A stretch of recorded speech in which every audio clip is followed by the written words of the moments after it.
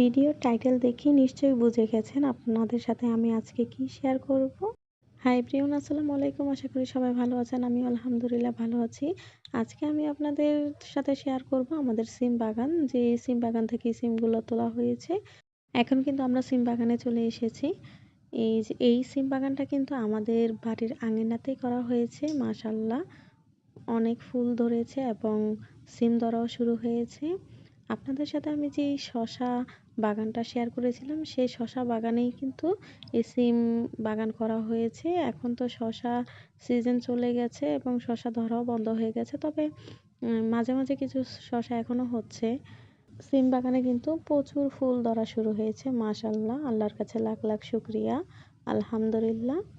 অনেক সিম ধরা শুরু হয়েছে এবং দেখতে কিন্তু বেশ ভালো লাগছে।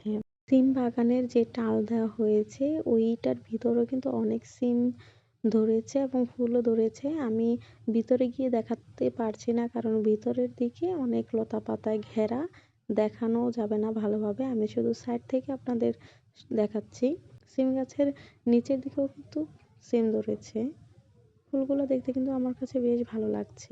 আপনাদের সাথে যখন আমি শশা বাগানটা শেয়ার করেছিলাম, তখন কিন্তু এই সিম গাছগুলো খুব ছোট ছিল।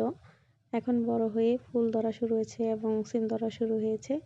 আপনারাও চাইলে কিন্তু বাড়ির আঙিনা যদি খালি থাকে, তাহলে এরকম বিভিন্ন ধরনের সবজি চাষ করতে পারেন। তাহলে কিন্তু অনেক বেনিফিট পাবেন আপনারা, যেমন ফ্রেশ সবজি খেতেও পারবেন, আবার বিক্রি করতেও পারবেন। আমরা কিন্তু আমাদের চাহিদা মিটিয়েও আমরা বিক্রি করতে পারি আলহামদুলিল্লাহ। আমাদের কিন্তু যেই বাড়ির আঙিনা বাদেও কিন্তু আমাদের যে ক্ষেত, ওই ক্ষেতেও কিন্তু সিম বাগান করা হয়েছে। ওইখানেও প্রচুর ফুল ধরেছে এবং সিম ধরা শুরু হয়েছে।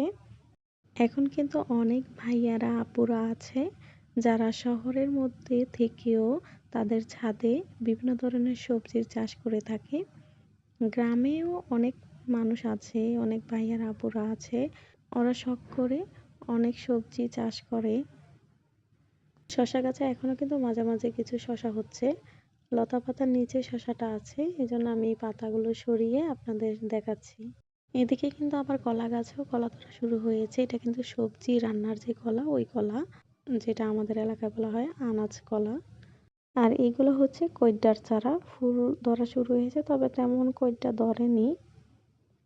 এইগুলো হচ্ছে করলার চারা, দুই একটা করলা ধরেছে। সো আমার ভিডিওটা কেমন লাগলো তা আমাকে কমেন্টস করে জানাবেন।